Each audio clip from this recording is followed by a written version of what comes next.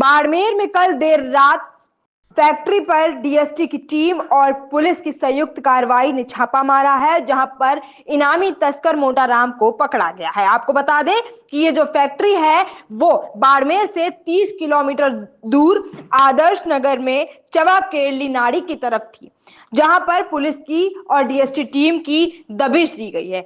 पिछले 18 महीनों में यह तीसरी बड़ी कार्रवाई थी जिसके तहत इनामी तस्करों को पकड़ा गया है। कल जिस तस्कर को पकड़ा गया है उसका नाम मोटाराम है। ये फैक्ट्री सदर थाना क्षेत्र के आदर्श चवा केरली नाड़ी में चल रही थी। यहाँ पर तस्कर मोटाराम के चचेरे भाई भेराराम का लकड़ी का कारखाना है। इसी कारखाने की आड़ में वे एमडी ड्रग की फैक्ट्री चला रहा था। और सबसे बड़ी बात, जहां पर ये फैक्ट्री थी उसके पास में एक सरकारी स्कूल भी था। ये सबसे हैरान कर देने वाली बात है कि वहां इतने लंबे समय से कैसे ये फैक्ट्री एक चल सकती है, क्योंकि जहां पर एक घर में ये फैक्ट्री चलाई गई है उसमें से तस्कर तो जो है वो फरार हो गया है।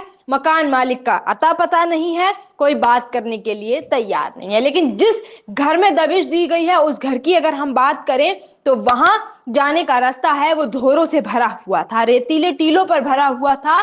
बहुत दूर जाकर उन्होंने एकांत में एक घर के अंदर फैक्ट्री बनाई थी। डीएसटी और पुलिस की संयुक्त टीम ने गुरुवार रात करीब 8 बजे सदर थाना क्षेत्र के आदर्श चवा गांव के आदर्श केरली गांव में दबिश दी थी, लेकिन उससे पहले ही शातिर तस्कर मोटाराम जो है वो फरार हो गया है। पुलिस का कहना है कि आरोपी पुलिस को चकमा देने में माहिर है। उसकी तलाश के लिए विशेष टीमें गठित की जाएंगी, लेकिन उसको पकड़ा जरूर जाएगा, क्योंकि कानून के हाथ बहुत लंबे होते हैं, इसलिए वो पकड़ के मानेंगे। फैक्ट्री की बात करें अगर तो फैक्ट्री धोरों के बीच एक सुनसान मकान में बनाई गई है। वहां पहुंचने के लिए 2 रास्ते बनाए गए थे। पहला रास्ता बाड़मेर सिंदरी हाईवे से करीब 12 किलोमीटर दूर था, जिसके लिए रेतों से गुजरना पड़ रहा था। दूसरा रास्ता आदर्श केरली नाड़ी स्कूल के पास से होकर जाता है। आप जो तस्वीरों के माध्यम से देख रहे हैं, ड्रोन शॉट भी हमने आपको दिखाए।